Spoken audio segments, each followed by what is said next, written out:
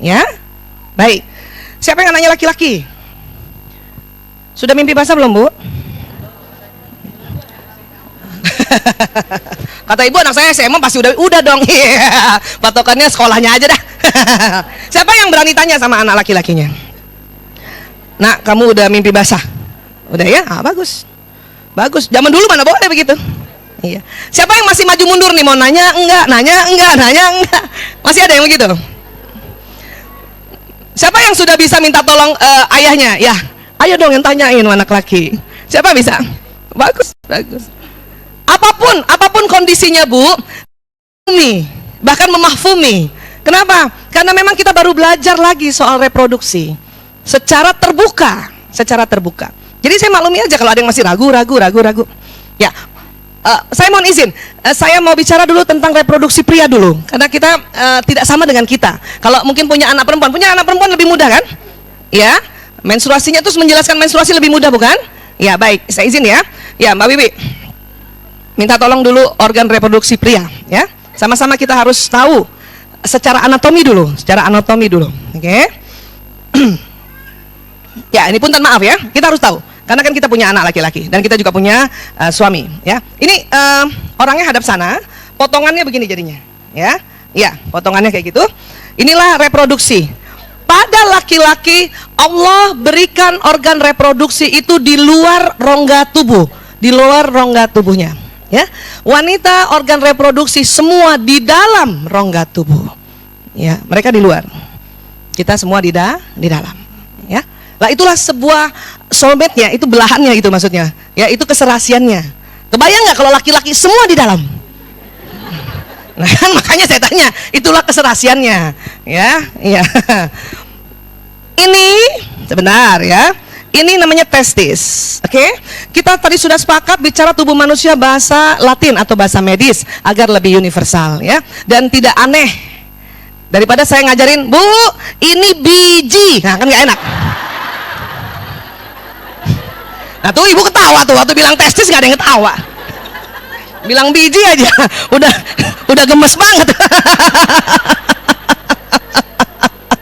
Makanya pakai salah satunya kenapa kita pakai bahasa kedokteran supaya ya nggak senyum-senyum aneh.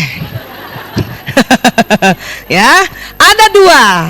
Sebagaimana juga pada wanita, indung telur ada dua. Indung telur sebutnya ovarium, ada dua. Ya, cuman kita punya di dalam rongga tubuh.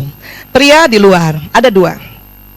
Makanya pada bayi yang lahir, itu dokter anak harus, pada laki-laki dia cek testisnya dua apa satu. Kalau satu, oh dia harus lihat dari atasnya masih ada. Oh jangan-jangan masih agak ke atas, diurut dulu sedikit. Atau masih tertinggal di atas ini. Makanya ada yang dioperasi, ya. Tapi ada juga yang memang nggak ada, cuma satu.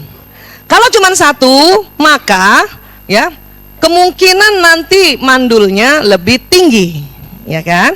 Karena tentu produksinya kurang, ya. Ya, disinilah nanti, ya, ada berkumpul sperma, ya. Dari mana? Dari sini, dibuatnya di sini oleh Allah, ya. Nanti kumpulnya di sini.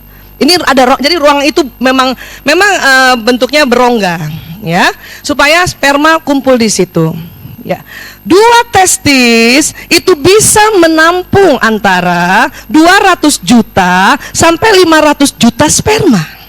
Sperma itu kecil-kecil, masya Allah, ya, kecil-kecil sekali. Ya, itu ukurannya 0,05 mm dari kepalanya sampai ujungnya. Kalau bentuknya ya mirip-mirip anak kodok gitu. Ya, tahu ya, berudu ya, masih ada, lihat anak kodok sini. Ya, tapi anak kodok itu panjang. Ini cuma 0,05 mm. Kalau ibu yang seneng riset barangkali sampai rumah lihat penggaris, ya Allah, ini 1 mm segini. 0,5 segini, 0,05 seberapa? Ya, pentul kita Bun, yang ujung ini Bun, ya. Bisa sampai sebanyak ini, itu adalah kumpulan 100 sperma baru bisa bikin kecil ini, pentul gini ujungnya gitu ya. Ini sampai bawa pentul di kepala nih supaya bisa membayangkan ini 200 juta sampai 500 juta dan semua itu bakal manusia ya, diproduksi ya. Laki-laki Nanti kalau spermanya sudah penuh ya, udah. Nanti dia keluar saluran ini nih, ini panjang. Nih sudah penuh, keluar lewat sini. Ya, dia akan lewat ada namanya vesica seminalis. Di sinilah dikasih cairan. Nanti dia jalan ke sini, keluarnya sama di uretra atau saluran di sini. Jadi saluran kencing dan saluran keluarnya sperma pada pria jalannya sama. Kalau wanita ya, jalan kencingnya dan jalan lahir berbeda. Ya, ini sama. Kalau kencing dari mana? Kencing dari sini, kantong kencing di sini. Keluarnya ada pintunya juga di sini sendiri, tapi pas sudah persilangan ini dia sama. Bu Aisyah, bisa bersamaan nggak itu kencing sama sperma keluar? Tenang Ibu, tenang. Saya tahu arah pertanyaannya. Allah Maha tahu. Allah akan buat sedemikian rupa sesempurna mungkin. Nggak sama, nggak bersamaan antara air kencing dan sperma keluar, karena ada pintunya di sini. Ya, pintunya itu biasanya dikelilingi namanya prostat. Pernah dengar prostat? Ya, itu pintunya. Jadi mana dulu yang mau keluar? Kencing dulu kah? Atau air mani dulu keluar? Ya, punten maaf, makanya pada saat hubungan intim suami istri, terkadang suami kita merasa, aku pipis dulu ya, gitu. Jangan juga, ya pipis.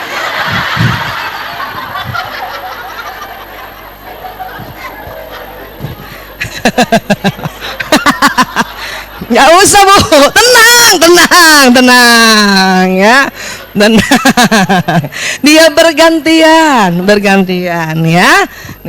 Kadang ditahan dulu sama Allah di sini. Karena apa? Alat sudah diciptakan. Ya, ini dulu kencing, ya, begitu. Nah, ini namanya penis, makanya sepakat saja kita ya istilahkan penis. Dia itu kayak spons dalamnya. Spons tapi spons ya. Nanti akan berisi ya nak darah di sini. Ya, kemudian di sini juga banyak persarafan, makanya di sini tempat yang sangat sensitif ya. Ya, kita tidak dia pegang saja, cerita saja ini sudah mulai bergetar daerah sini ya. Ya, kita kasih nama penis. Ajarkan anak-anak namanya penis. Bun, kan anak kecil itu ya biasanya bertanyanya tentang ini tubuh kita kan. Misalnya dia punya anak laki perempuan gitu. Kadang-kadang gitu kan suka mereka belajar anatomi, aku kok lain ya sama kakak aku misalnya gitu. Ya Bun, ini apa namanya? Pakai kan nak bahasa kedokteran ya. Ya nak, ini penis.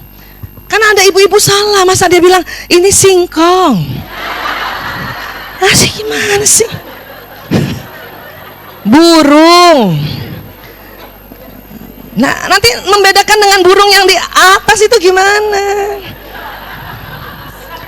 Singkong, masa dibilangin singkong sih? Aduh, makanya penis. Ujungnya kepalanya namanya gland penis. Gland itu kepala. Langsung kan? Ya, ini disinilah yang nanti akan disunat ya, kulitnya dibuka. Di sini sirkum ya, ini. Dan biasa anak kecil nih, anak laki-laki kita, pagi-pagi setiap mau pipis ya, penisnya berdiri. Itu bahasa medisnya ereksi. Nggak usah pakai bahasa daerah ya, aneh ntar. Tuh nggak disebut aja ibu ketawa. Aduh, makanya namanya ereksi. Nanti kalau dia tanya, Bun, kenapa berdiri? Iya nak, itu namanya ereksi karena mau pipis. Kenapa? Karena ini ada salurannya. Kasih perumpamaan ya, seperti saluran air yang di luar. Kalau dia tertekuk, airnya susah keluar ya. Nah, bumpet kata Bun. Siapa yang bilang bumpet tadi? Maka dia harus berdiri dulu agar salurannya lebih mudah lewat air kencing. Nah, anak kecil ibu ngomongin air kencing aja, nggak usah air sperma. Karena belum lagi umurnya, nanti kelas 4 baru mulai bicara ini. Ya, bicara tentang sperma. Nah, kemudian sperma itu di sini nanti pada masanya dia sudah terbentuk banyak, penuh, maka keluar. Dan keluar pertama pada anak laki-laki itu, ya, ini pada saat keluarnya dalam keadaan tidur. Inilah yang disebut mimpi basah, ya, dalam tidur. Terus Gimana yang keluar? Ya sekitar itu. Antara 200 juta sampai 500 juta. Sebanyak apa? Sebanyak cuman 5 mili. 5 mili itu seberapa, Bu? 1 sendok obat. Coba kasih lihat dulu cairan sperma ya. 1 sendok obat itu 5 mili. Maaf ya, ini bentuknya kayak gitu ya. Iya. Karena cuma 5 mili atau 1 sendok obat atau 1 sendok teh, maka yang basah hanya celana dalamnya saja. Makanya bilang sama anak laki-laki, apalagi yang masih kelas 4, nak, nanti suatu saat kamu mulai usia pubertas ditandai dengan mimpi basah. Kamu mimpi pas bangun celana dalam basah. Kasih tahu juga, bedakan dengan ngompol. Kalau ngompol minimal 100 cc. Iya, enggak 1 sendok teh. Ngompol apa 1 sendok teh? Itu spirit namanya. Minimal 100 cc, ada yang 200 cc, dan dia lebih penuh lagi 2 pekan. Ada yang 2 pekan, ada yang 3 pekan. Ya, iya penuh keluar. Nah, ya karena belum berumah tangga, belum punya istri, makanya pasti keluarnya pas tertidur, pas tidur. Nah, alami sekali. Waktu tidur itu, ya, dia akan keluar ini. 2 pekan lagi begitu. Mimpi apa ya Bu Aisyah? Jelas kalau dalam hadis dikatakan mimpi bersetubuh. Ya, kalau nanti anak-anak tanya, kalau dia masih terlalu kecil, nanti aku mimpi apa Bun? Nanti mimpi di sampingnya ada perempuan. Mungkin kamu peluk perempuan itu atau kamu peluk perempuan itu. Karena mungkin anak umur segitu nggak ngerti bersetubuh apa. Ya, iya. Oh gitu. Jadi mimpinya itu ya. Bunda jangan pada penasaran ya. Kayak banyak ibu-ibu tuh sebetulnya mimpi basah mimpi apa sih? Nah, ada hadisnya kata Nabi mimpi bersetubuh. Bisa keluar juga dalam keadaan tidur tanpa mimpi. Tanpa mimpi. Dia akan keluar juga.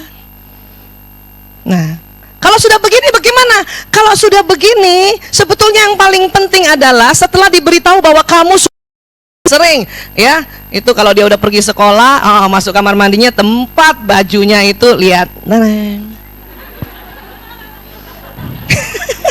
iya. Kenapa? Supaya tahu, oh, lagi habis mimpi basah. Yang kedua adalah membersihkannya, harus lebih khususkan dibersihkan. Walaupun ini tidak najis, tapi harus dibersihkan kalau masih basah. Kalau dia misalnya sudah terlanjur kering, itu boleh dikerik pakai kerikan. Bahkan Sayyidina Aisyah radhiyallahu an pernah bercerita bahwa pernah tertinggal air mani di baju Rasulullah, tapi terlanjur kering karena waktu basah nggak sempat dilihat, jadi nggak sempat dicuci. Nah, kan kering di baju itu, ya. Sayyidina Aisyah itu membersihkannya pakai kukunya gitu, begini. Sudah nggak apa-apa, gitu. Bisa dipakai untuk sholat. Kan gitu. Kalau saya rangkaiannya bukan gitu, karena saya mau cucinya pakai mesin cuci, jangan sampai nyampur-nyampur. Cuciin aja dulu. Belum berumah tangga, kalau air mani keluarnya pada saat kita juga hubungan intim suami istri. Kalau keluarnya memancar, ya, dan air mani itu lebih kental dan lebih putih, ya, dan pada saat dikeluarkannya, maaf, laki-laki ini atau orang ini merasa capek, itu air mani. Kalau masih enggak, air masih biasanya keluar di awal-awal. Maaf, kalau di hubungan intim pada saat maaf istilahnya foreplay. Pada saat foreplay biasanya suami kita sudah mulai keluar air mazi. Setelah itu baru nanti keluar air mani, bentuknya pancar. Anak-anak juga begitu. Pas dia testisnya penuh, ya, biasanya air mazinya dulu keluar. Pada saat aktivitas. Kalau keluarnya pada saat aktivitas, ini namanya air mazi karena nggak rasa dan dia tidak memancar. Dan kemudian dia harus sholat zuhur, maka ya air mazinya hanya dibersihkan saja, boleh pakai tisu basah, ya, atau kalau dalam hadis Rasulullah dipercik air, habis itu wudhu dan sholat, tidak perlu mandi wajib. Ini sebetulnya yang mau kita ajarkan anak-anak agar dia tetap selalu dalam keadaan suci dari hadas besar, karena ini hadas besar, ya. Bukan apa-apa, ajaran kita kencing saja kalau nggak dibersihkan sungguh-sungguh jadi masalah. Makanya disebut dosa. Kenapa? Karena jadi masalah, bisa jadi infeksi, bisa nanti jadi macam-macam itu nanti penis mereka. Ya, nah, ini juga itu sebetulnya yang penting. Dan ingat, tidak bisa cuma sekali doang diajarin anak-anak ini. Ingetin lagi tiap bulan, ingetin lagi sampai nanti dia terbiasa. Kapan terbiasanya? SMA. Makanya SMP itulah masa transisi dan masa yang ibu masih bisa dampingi untuk ingatkan, nah udah mandi junub sudah. Nah, biasanya air mazi keluar ini duluan pada saat aktivitas, malamnya dia mimpi basah. Ya, anak ini mendahului. Oke. Bun, 2 hari kah 1 hari anak laki-laki mau mimpi basah, itu gelora hasratnya meningkat. Ini yang kita harus paham dan harus tahu bagaimana cara menyalurkannya. Kenapa? Karena nggak tahu cara menyalurkannya, hati-hati ya terhadap pornografi yang muncul kalau anak-anak main di gadgetnya yang secara pop up itu. Kenapa? Dia akan terstimulasi untuk melihat itu. Ya. Jadi gimana cara menyalurkannya? Lihat lagi otak laki-laki. Otak laki-laki ada program yang tidak ada pada wanita. Saya berkali-kali bilang, apa itu? Sport and games. Jadi kalau anak-anak, ya, anak saya nih kadang-kadang. Bayangin anak saya kan laki-laki 4 ya. Alhamdulillah. Jadi kenyang juga belajar ini. Malam-malam, Bu, aku mau main futsal. Pas lihat jam, jam 10. Nah, kok jam 10 nak main futsal? Sebentar aja, Bu, sebentar aja. Itu saya udah tahu kayaknya mau mimpi basah tuh. Dia ada gejolak dan saya harus izinkan. Oh ya udah nak. Hati-hati ya nak ya. Bismillah cepat pulang ya. Jadi nggak boleh ditahan juga. Kalau untung rumah saya dekat sekali dengan gelanggang futsal. Atau kalau misalnya hujan nggak bisa, Bu, aku boleh nggak main basket di ruang tamu? Gitu. Bun, saya punya anak 5, 4 laki-laki. Sampai sekarang nggak punya ruang tamu. Sampai sekarang dari dulu. Kenapa? Ya maklum lah, tinggal di zaman sekarang ya rumah kecil-kecil gitu ya. Ya udah, Bu, main basket boleh. Main basket itu. Saya udah tahu tuh. Ini hasrat nih. Tapi kalau saya bilang gini, nak, apa bisa besok nak? Terus dia bisa tunda besok? Itu enggak, bukan. Tapi kalau malam itu dia mau terus dan nggak bisa ditunda, itu sebentar mau mimpi basah tuh. Kalau nggak besoknya atau ntar malam. Nah daripada dia lihat yang aneh-aneh kan, udah deh main basket deh. Main. Makanya saya nggak punya kristal. Lampu kayak gini ya Allah nggak ada, Bu. Saya bohlam biasa aja lah. Daripada spanning main basket. Waduh. Udah main basket aja ya Allah, laki banget. Jadi itu kodenya, Bu. Atau begini, Bu, aku main game sebentar aja, karena biasanya main game paling telat itu kan jam 10-an ya, atau ada hari tertentu. Tapi dia kepengen banget, aku main game di komputer sebentar aja, Bu, sebentar aja, please, setengah jam aja. Nggak bisa besok, nak, kan mau ujian. Sebentar aja. Kalau udah kalimat sebentar aja pada laki-laki yang sudah mulai remaja, pra-remaja, berarti dia ada desakan birahi ini. Kasih aja, Bu. Kalau saya ya, terserah ibu lah. Kalau saya kasih, bener. Supaya apa? Geloranya itu keluar di sport and games. Kebetulan anak saya, maaf ya, kalau musik kan itu bakat, ada bakat. Mau main musik, ada yang seneng main drum. Ya, bayangin jam 11 malam mau main drum. Itu WA tetangga langsung, Bu Aisyah. Kenapa ribut? Makanya di rumah sekarang dibikin studio musik gara-gara punya anak laki 4, udah tahu tuh kalau mau begini-beginian aneh-aneh tuh. Iya, nah sekarang terserah mau jam 12 main. Mungkin pas gitu keluar tuh. Nah. Ya kan selamat, Bu. Selamat daripada dia yang lihat aneh-aneh. Gitu. Bisa paham ya, Bu, itu kode ya, Bu? Kode keras. Tapi jangan juga pas anak, Bun, aku main game sebentar aja. Nego dulu, besok aja ya, Nak. Ya, Bu, aku mau main futsal malam ini, besok aja. Nego dulu. Tanya, besok aja ya, Nak, ya, besok siang pulang sekolah. Kalau sebentar aja itu kode tuh. Kasih izin. Kalau saya kasih izin. Tapi nggak usah juga mau mimpi basah ya.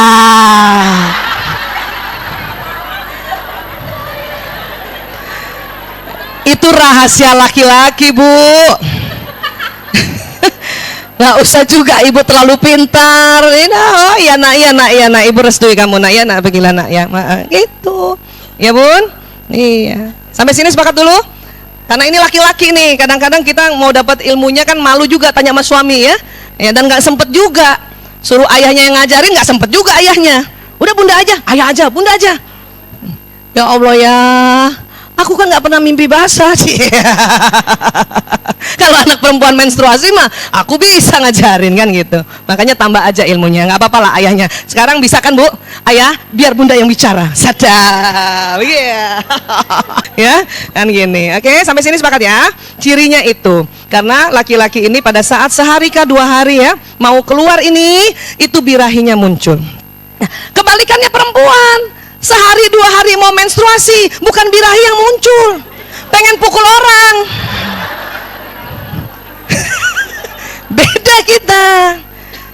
Kenapa? Karena kalau ini kan ingin menyumbangkan sperma. Kalau nanti dia sudah berumah tangga kan inilah yang masuk ke dalam rahim istrinya untuk menjadi ya bakal manusia. Justru kalau kita perempuan menstruasi itu adalah telur yang tidak dibuahi, telur yang gagal dibuahi, makanya mau keluar, makanya tidak timbul birahi.